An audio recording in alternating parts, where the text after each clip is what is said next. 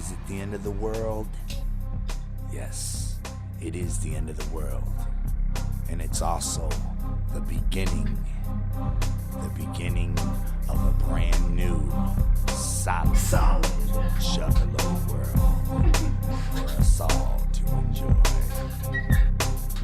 What's up?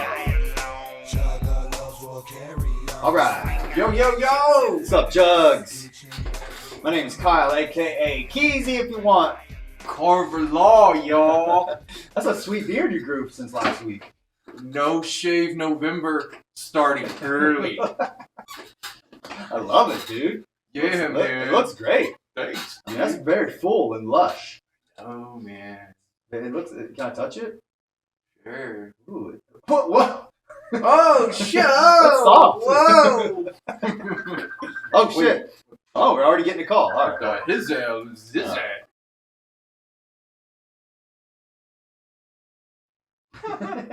Right? I mean, who gives a fuck? By the way, we could talk about, soon, we're going to have the on here soon, the Joker. Yes. Getting ready for that. Seems like he's switched his views on, the Juggalo world. Yes. And he'll have a few wise words and quotes for us, maybe. I hope so. I was wondering why you brought that book. As long as the hat fits. Oh! I'm running out of shit. This situation is getting kind of hairy. Oh, this. I wear the beard for the Machine Gun Kelly line to Eminem. The beard is weird. I love it. Yeah, when Joker comes on, he's gonna be welcome to the show. Oh, okay, yeah, and he'll be able to see these nuts. No, that was pretty fucked up. No, but I love it. Good. Do you want to discuss a little bit about the? Oh yeah, go for it. You want to discuss a little bit about the shit that Ice P's been doing? Yeah, absolutely. Peep show? Let's talk about that. All right. So I did watch. I went back and watched all of the Oddcast podcast, which I guess was the seminar, and then I caught up on all the Yum Yum Flower and shit like that. We already talked about that.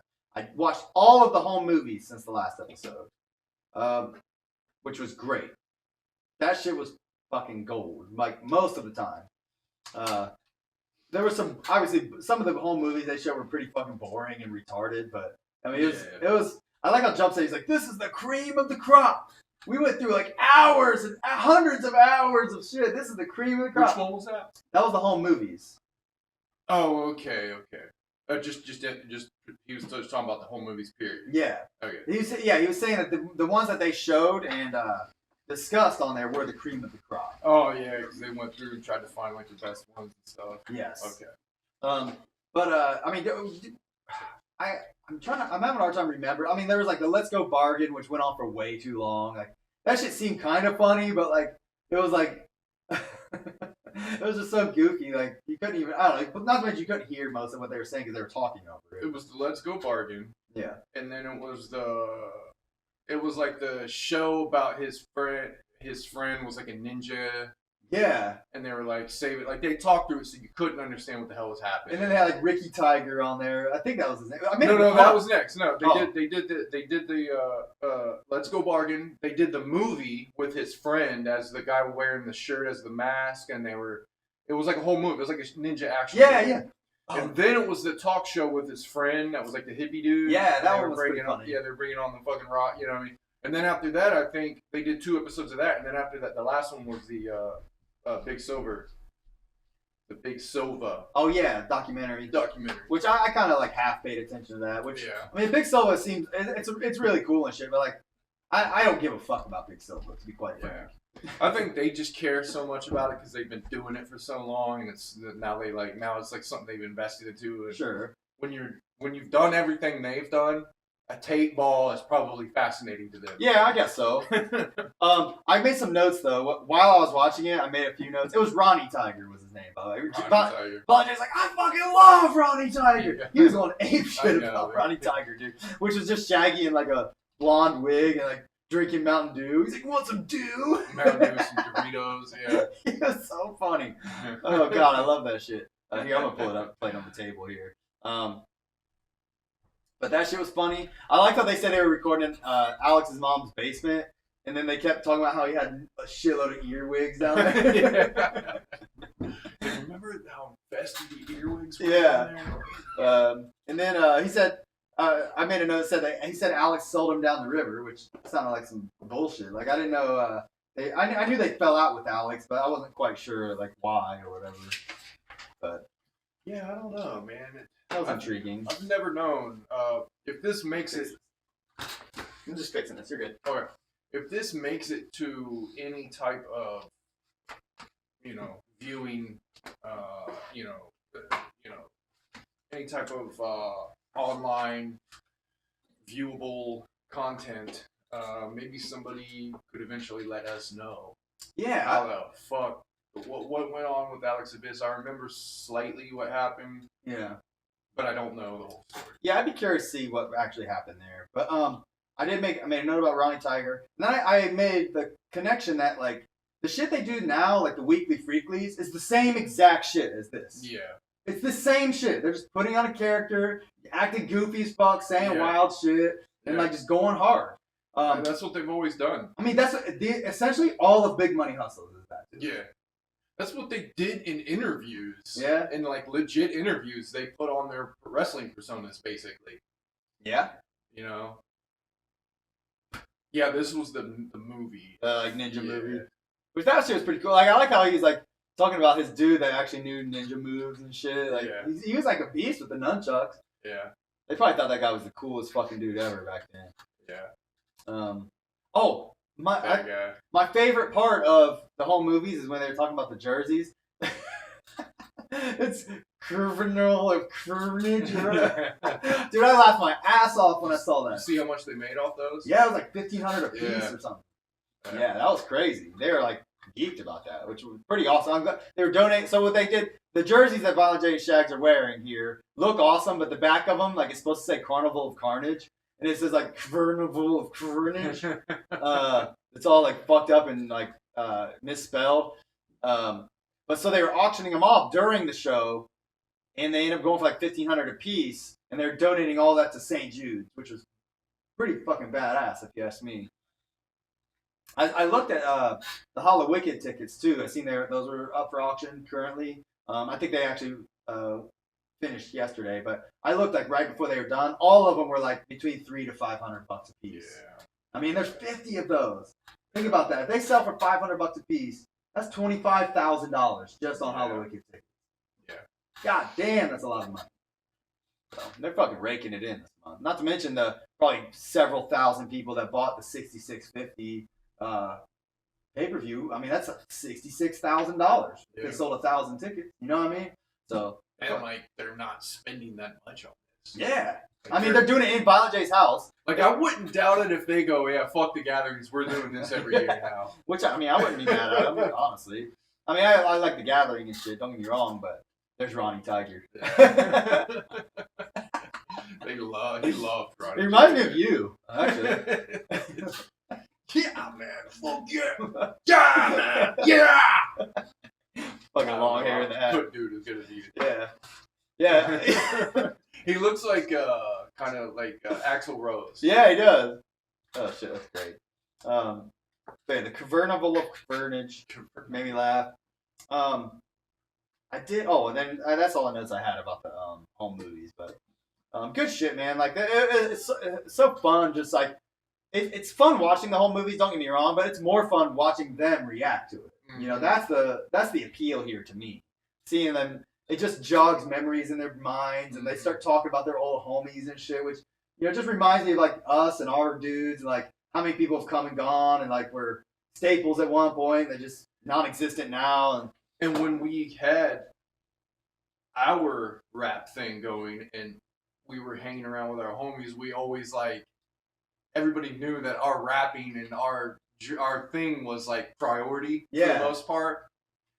And that's kind of like how they talk about too. Like they had fun, but you know they always made sure that everybody knew the priority was psychopathic and that this and that. And they were talking about when they would go hang out in the studio and like how boring it was for them and shit. Like, and that's kind of like we went through similar things, hanging out with our friends and trying to do our rap. Yeah, I mean it was all. I'm sure a lot of people go through that kind of thing. Sure, they just were able to make it happen. Yeah, feel you. Funny, man. What else was on here of note though during the whole movies? Oh yeah, there was Alex just does like the same character every time, which I did find it funny. They're like Alex is no different. This is actually Alex. Yeah, it's just like a money grubbing like dickhead. Yeah. This was weird. Like Jumpsteady's wearing like this fucking witch hat and a ninja mask. They said they just grab shit laying around. Yeah, I love that. Jay just acted like a thug. Yeah, that was pretty funny. I'm just seeing them take a trip down memory lane, man. It's good shit. What was this one? Oh, I liked how he was shit talking the popcorn. He's like, man, this shit sucks. Yeah. Jeff said, he's like, yeah, we just got that big like trash bag full of popcorn. Oh, this is the Big Silva documentary. Yeah. Anyways, man, it was good shit. Now, is this all you've watched? Is the whole movie? I did watch the whole movie. I started watching the talk show. I watched most of the talk show. I haven't watched any of the Campfire Stories. Did you watch that one? That one is actually really good. Really? Yeah. All right, I will. There are some great stories in that. Okay. They talk about some crazy shit. Shaggy talks about his golf cart shit. Oh, okay. You know how he's infamous about fucking around the golf carts. He tells you a story of like why he stopped being that way on golf carts. Okay. There's the Rock of Ages guy. Yeah. Jay tells one of the craziest stories I've ever heard about some crazy chick. Some crazy like fan. Okay. And her like boyfriend and shit. Yeah. You gotta hear that story. I think that's the last story. Okay. Yeah, I'll definitely watch that shit. Yeah. Looks like fucking Thunder Pussy. Oh yeah. So let me pull it up for our viewers here. So this is the talk. Which by the way, I like how he said during the talk show, he's like, yeah, all this shit on my desk is from JJ's room. Yeah. He just grabbed random items, but it looks cool. I like how I really like their setup. Mm-hmm. It's done really well. I do appreciate though that they kept having like technical difficulties and shit because that just reminds me of everything I've ever tried to do. Yeah. You know, and they're not immune to that. You know, it's good to know. Yeah, there's them talking about Rock of Ages, the old school like record store in their town that gave them props. That dude seems really fucking cool too. He said that dude ran he said he had the record store, but like Alex ran a record store too, right? Yeah, I believe that's where they first met him. Okay. Yeah. Pretty funny. It's just funny though that I was gonna say during the whole movies, that was interesting. One interesting thing to me was that they were talking about like what era was this? Like, first of all, I think it's funny that they refer to it like was this like Beverly Hills, like bring like that just is cool to me, but. They're like, yeah, I think this is around Beverly Hills, which makes me laugh because like they were established like rappers at that time, maybe not established, but they were like doing their shit and like still making like dumbass home movies and shit. I love that. That was great. I mean, they're like 22, 23 probably. I don't know. I mean, they were still young. We were still doing shit like that at like 25. Yeah, you're right. This shit goes on and on.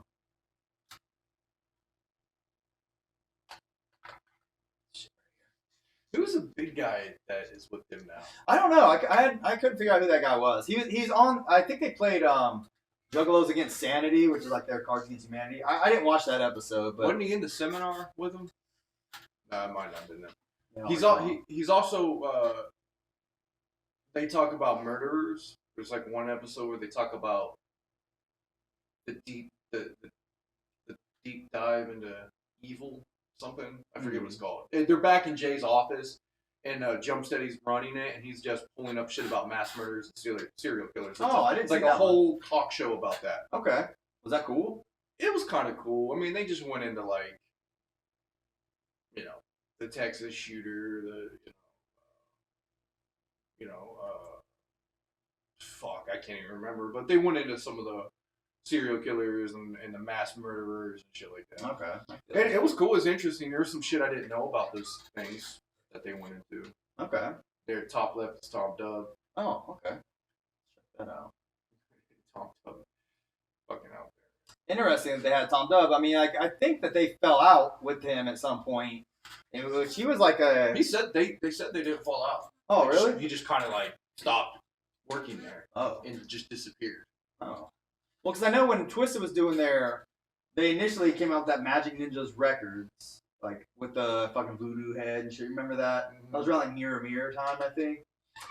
Which I believe was going to be like their kind of like rock project or some shit. But nevertheless, like Tom Dub went and got like full side of his head tattoo of that logo, and then like no joke, within a month after that, they like kicked him to the curb or whatever the fuck happened. But really? Kind of an interesting trajectory there, but they didn't talk about none of that, man. They said, but the way this was put is like they just kind of they didn't really fall out. He just kind of stopped working there, and they had no clue which way they had no clue. They must have just went crazy and fucking dipped out or something. Man. Yeah, but the way they talk about it is Tom Dub was like the go-to guy for everything. Oh, okay. Like if they needed something taken care of, they went to Tom Dub. If somebody needed somebody to ride with them to go do something, they got Tom Dub. He was just their man. He did dirty shit for them. He was like muscle just to do like. They tell some crazy stories. Okay, I'll definitely check that out. Like, that Campfire, Jumpsteady tells a crazy story of something he did to get revenge on a radio station. Oh. And Tom Dub it was just him and Tom Dub that went and did it. So Tom Dub was like one of the go-to guys. Mm. But yeah, watch that Campfire shit. Yeah, I definitely will watch that for sure. I'm curious. I would like to consume all of this. There's just so much, man. And they're like 3 hours a piece. Like, it's a lot of fucking content, man. Then there was the wrestling. They did JCW the other other night. I heard about that. I didn't watch it, though. And then, what was the newest one? One that I was just watching. I have no idea. I wish they had. I mean, I know they typed out some schedule or some shit. I think I saw it on Bagel Lovers, but they should have like a gathering style like table with all the fucking events and shit. Well, you can kind of keep track at least. Yeah. Maybe if I paid for it, it'd be one thing. Who is this channel? This is a different guy than who we were repping last week. We're gonna put him on blast here over here so you can see without the. Well, we don't have to put him on blast. Yeah, just search for ICB's house party and you'll find it. This guy right here, BR. He's been uploading all of it. Yeah. Look, click on his. He's got a whole playlist. Yeah, click on the playlist real quick. Go to the newest ones. Okay. Talk show Descent into Evil. That's what you were talking about. That's the one I'm talking about. Here's Campfire Stories, JCW, and Tales from the Road. That was the newest. Yeah, one. I'm definitely watching that shit. Yeah. I would say you could skip JCW. You've seen that type of shit 100 times. Sure. You could skip the Descent into Evil. It's pretty interesting, but watch the Campfire Stories. Definitely watch the Campfire Stories. I'll definitely watch that. I'll definitely watch the other Stories from the Road podcast. I've been excited about that one since the beginning. Like that was the one that like stuck out to me. Yeah. Seeming interesting at least, you know. They did say in the Campfire Stories that they're probably going to retell stories because they've told all their good stories. Okay, that's fine. So you might have even heard some of these before. That's okay. I know the Campfire Stories. There's a few of them I did here. In fact, during the book, the audio book of the Behind the Paint, there's sections spliced in there where they professionally record Jumpsteady telling stories, like scary, like okay. They put like audio and music behind it and sound effects. That's sweet. And they actually press that up into a CD, and that's like one of the rarest press ups that a Psychopathic ever did. Oh wow! So they spliced it in with the audio book, and you can listen to that shit on YouTube. Well, Jumpsteady retells one of those stories in that. Okay, that sounds sweet. The Campfire shit. I know, like when reading the book, there's a couple like spots where like Jumpsteady writes like a little story. Yeah, so he talks about like the ninja missions. He talks about those types of shit. Like they took that type of stuff seriously when they wanted to do they were like, okay, there's this train tunnel. We want to go. It's supposed to go to Canada. It's supposed to be Hana. We want to go check this out. Nobody goes there. All right, ninja mission guys. We really got to do this. And they would go out and do literally take that type of shit seriously. That's cool. Jumpsteady seemed to be like the leader of that because he was like in the army. Yeah. And, like, he was real like prepared and suited up for that type of shit. That's awesome. But yeah, he tells a story about the hurricane. I think Andrew down in Georgia or somewhere, maybe Louisiana or Florida, somewhere where he was in the army during that time, and he got stationed down there, and it was like rioting and shit getting set on fire, and he tells that whole story of what him and his buddies did during the army down there. It's pretty fucking crazy. All right, that sounds sweet. Yeah, I'm definitely interested in that. I'll keep that shit for sure. Good stuff, man. You get to see how Jumpsteady really is like he's I don't know. He's a pretty strong leader for Psychopath. Yeah, he's an integral part of their operation. Yeah. You kind of get that feeling. I mean, we know that he pretty much orchestrates the gathering, which is a gigantic feat in itself. I mean, I'm sure that's a whole team of people, but I know he's like the ringleader there. I realized this, which we didn't mention this last week on the Pendulum episode, but he wrote most of the Pendulum. Yeah. I did. I looked that up when you sent me about the artist names and shit. I started looking up all the Pendulum credits, and I didn't see that artist in there anywhere. Which, by the way, I did notice that I did figure out the artist for the Boba Flex because you saw my Boba Flex album and you thought maybe the art. Yeah, and I looked up his credentials. He's doing shit for Marvel now. That guy is? Yeah. Oh shit. He's doing like Venom and shit right now, and Carnage and stuff. He's been doing a lot of shit. I looked at his credentials. So this is the album that we saw after the show that Carver was like, oh, that looks very similar to the Pendulum.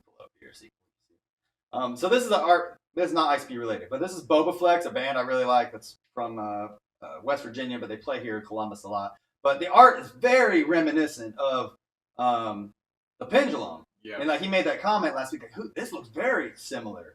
I know art. That's like looks like the same shit. But and it might have been the colorist. Might have been the big difference. Sure. The colorist instead of the artist, we should be looking at the colorist because that really is what sets it, makes it look like that. But yeah, his name's Kyle Hotz, Hotz. Did the cover of that. That's who you're saying works for Marvel. Yeah, okay. I mean, he's probably a freelance artist like most of them are. But he's done recent shit for Marvel that was real popular. Well, Sean, the singer for Boba Flex, he fucking loves like comics and like old shit like that. Like he's super into it. So I'm sure he had like a hand in picking that artist. Like I'm sure it's somebody he's familiar with. That's why I hit up. Like I messaged him on Twitter. Like I just added him and was like, hey man, who did the art for Eloquent Demons? And he immediately responded. Mm-hmm. So pretty cool. Good shit though. I mean that art's incredible. Mm-hmm. Yeah, it really does have that Chaos Comics feel. Yeah, pretty dope. Good shit, man. All right. Anything else? No, I mean that's I talked about everything I've seen, so I don't really have much else to talk about regarding the Ice-T's House Party Peep show. I do want to consume as much of that as possible, and I work a lot, so it's tricky, but I'll see what I can do. What was I gonna mention though? Oh, I do. One other thing I thought was funny is that Violent J keeps forgetting what it's called. He's like, what is it again? There's like Ice-T's House Party Peep. There's House Party Peep. Oh yeah. That just shows you, like, people come up with the shit and they go, this is what we're doing. He's like, all right, man.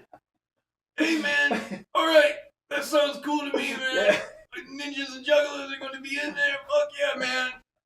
Yeah, and then, like, not only the House Party Peep show is funny, but he forgets what it was called Ice-T's Late Night Funhouse Talk Show. Like, they always have, like, 7 words in the title. Like, of course he's going to forget that shit. It's such a meaningless thing, The title... Gotta be fresh. They just gotta fucking be fresh. What is it? I don't know. Juggalo, Jump House. I don't know, but it's gotta be fresh. He just probably like rattled out like ICP's House Party Peep Show. Yeah. Like okay, like somebody wrote it down. I love that guy. You know what I'm saying? It's just gotta be fresh. I mean, he's such a fucking genius, though. Like, he just, like, rattles that kind of shit off, and, like, people are like, yes, perfect. And then they run with it, make logos and all kinds of shit. And he forgets. What did I say? I just want to comment on that. That's funny. All right. We'll wrap this one up. This will be, like, a short little episode. And then, you guys will get it. We're gonna do our interview with the Joker. We're gonna hang tight and do that, but that'll be separate. So, anyways, thanks for watching. We'll shuffle the fuck up out of here. All right. Slide it right back into this. Yeah. All right.